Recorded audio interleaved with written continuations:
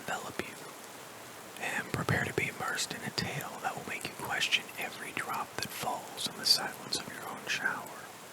This is Showersick.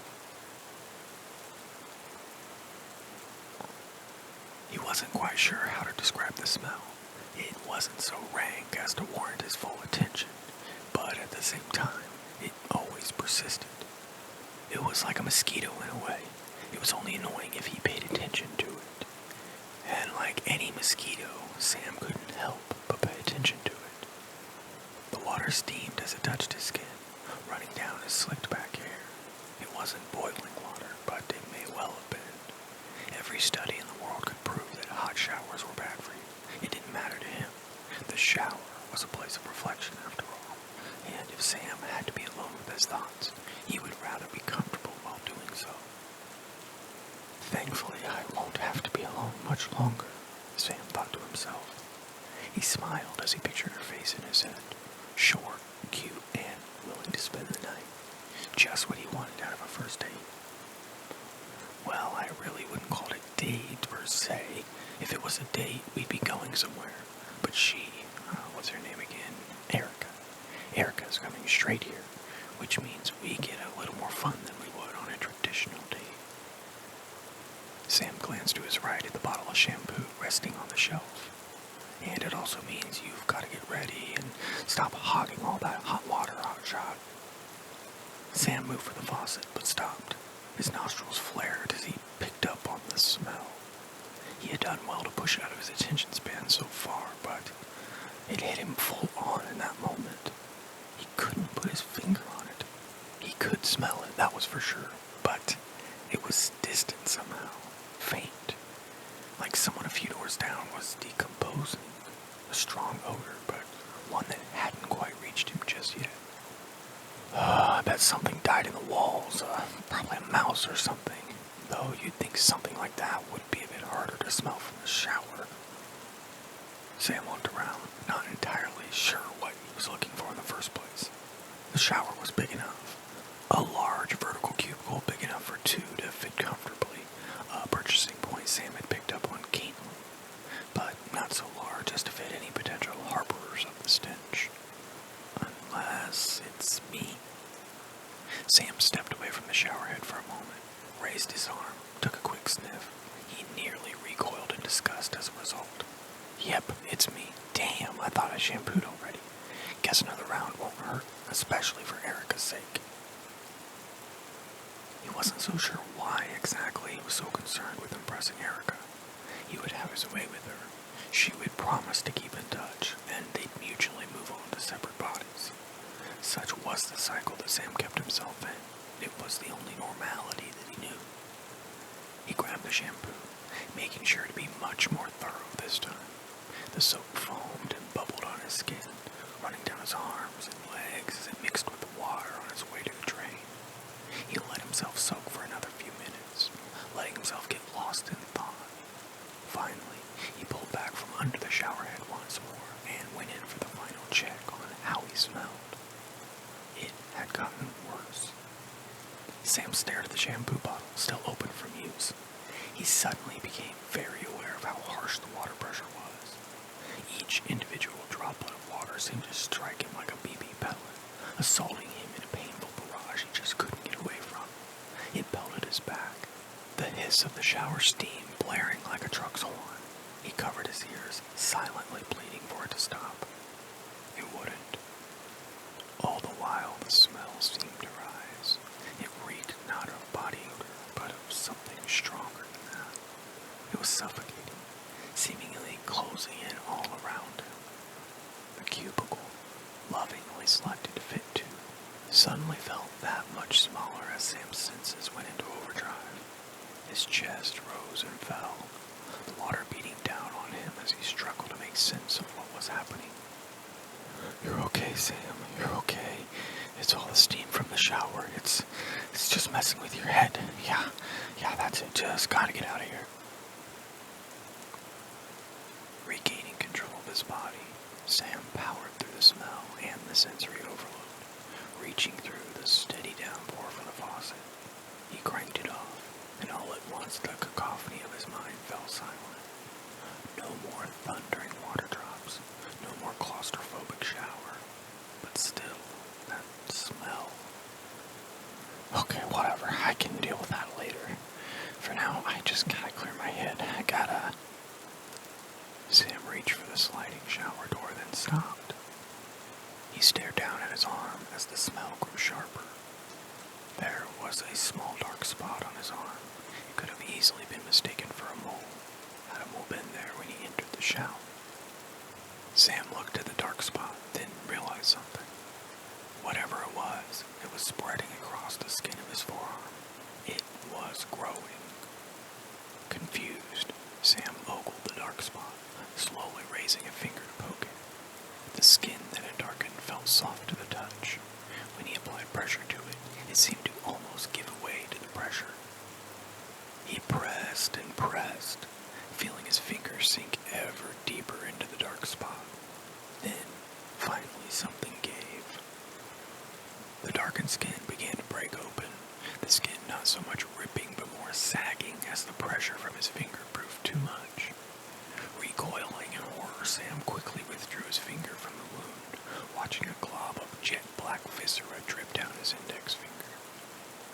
The dark spot, now an open pit on his arm, grew even still, his skin breaking and peeling away.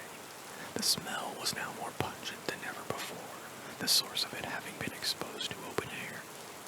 His hand shook as blood began to flow down his fingers, growing cold as he slowly began to lose control of it. The rot had corroded his arm all the way to the bone, leaving his forearm up hanging limply as Sam struggled to get his head straight. What the fuck? What the fuck? What the fuck? He backed away from the door. In shock, there was no pain. But that fact did little to remedy the situation. Sam lost his footing, slipping on leftover water from the hot shower. He went sprawling to the ceramic floor, howling in pain as he felt a sharp pain in his leg. It fell under the rest of his body weight, jerking reflexively for a moment before going limp. Help! Sam shouted instinctively. Somebody help me! He gasped, doing his best to conserve his breath. Erica wouldn't be arriving for at least another hour. Mustering all the strength in his remaining arm, Sam propped himself up just enough to get his leg out and examine it. The bone piercing through the skin was the only diagnosis he needed. Sam could hear his heart beating in his chest. His mind began to race, imagining all the worst-case scenarios as he scrambled for a solution. I'm gonna die in here, and nobody will find me. Erica's gonna have to cancel, and they won't find me for weeks. Sam's hyperventilating was interrupted by an observation, a sight so shocking it almost sent a jolt of focus into his scattered brain. His leg was moving. More so, it was moving away. The area around the breakage had gone black with rot, just as his arm had, only this was different. Instead of simply crumbling away, the black material was moving, writhing and squirming as if it were alive. As the corrosion began to separate Sam's leg from his knee, a set of sinew black tendrils wrestled themselves free from the open wound. They flailed about as Sam covered his mouth in horror, his eyes welling up with tears. The tendrils began to push against the pristine white floor, leaving behind a trail of the same black tarish substance that coated Sam's arm wound. Pushing and pushing, they began to control where his rotting leg was going. This isn't happening! This isn't happening! Sam struggled to bring his brain to reason. This is a nightmare, Sam. You're gonna wake up, okay? You're gonna wake up. Sam began to back away weakly, sliding what remained in his body towards the front of the cubicle as his body creaked in agony. He raised his remaining arm, now slowly becoming peppered with his own dark spots, up to the wall, desperate for anything to help himself up. He found the faucet with his grip, and using what little strength he had, he pulled down on it hard, hoping to pull himself up. As the barrage of droplets fell once more, Sam noticed something. the smell had dissipated, if only slightly.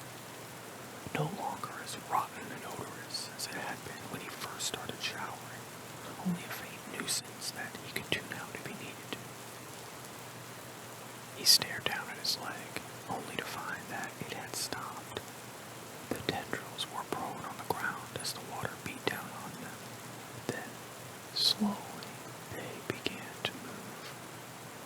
It was about 100th of their previous speed, but the tendrils were adamant to move once more. Only this time, the shower water was slowing their progression. It was slowing the ride. Sam looked up at his remaining arm. The dark spots were there, but they weren't growing or advancing in any way. Then, after a moment, he could make out a faint spread of one of the spots. As with the tendrils, however, it was infinitely slower now. The cubicle began to fill with steam as Sam weighed his options. If I turn the water off, I'm a dead man, but I've got to get help somehow. Sam backed up against the wall, sinking to the ground as he watched the tendrils push away at his severed leg. They were still on the move, slowly but surely. His rotted arm, was completely dead. He was certain it would have fallen off by now, though he suspected that the water had something to do with its preservation, if he could call it that. It hung loosely by a single strap of skin and muscle, dangling at his side as if to mock him. I'm not gonna die in here, Sam said out loud. There's a way out of this, whatever this is. This water gives me time to think, so that's what I'm gonna do. Do you hear me? Sam shouted again to nobody. I'm gonna figure out how to beat this. You won't kill me. I won't let you. Sam stopped, sucking in deep breaths as he began to calm down. I won't let you, he mumbled as he began to concoct his escape. The steam encircled him, the water bearing down heavier than before. He was safe in the water. He was safe in the steam. He was safe in the shower. Sorry I'm late. Traffic was a bitch, and Waze wasn't much help either. I knocked, but you didn't answer, so I let myself in. You don't always keep your door unlocked, do you? No answer. Erica frowned, setting down her handbag as she surveyed the lavish living room. It was much nicer than most apartments she'd seen, which gave her hope that her date wouldn't be just a cheap hookup. Speaking of, where even is Sam anyway? She approached the kitchen area, peeked her head in the bedroom. Nothing. She pulled out her phone, hoping to shoot him a quick text. As she plopped down on his sofa, she noticed something on the coffee table by her elbow. It was a note with a piece of tape stuck to it, as if it had been plucked from a door or a wall or something like that. Curiosity overtaking her, she picked it up and began to read, doing her best to decipher the crude handwriting. Sam, last warning. Have your rent to me by 7 or I'm shutting your water off. Bruce. Erica pulled out her phone. 8:07. She stifled a chuckle. I bet Richie Rich here is down there complaining to his landlord right now. Poor guy. I hope I can make it up to him when he gets back. Erica put the note back on the coffee table, propping her feet up as she began to browse social media absentmindedly. Sam would be back soon, she was sure of it. And when he got back, she would make him explain exactly why his apartment smelled so rancid. Well guys, I hope you enjoyed Showersick. It was a pretty good read, I think. I do appreciate everyone listening, and if you like this, please hit the subscribe button and drop me a like. It does help the channel. I appreciate you all.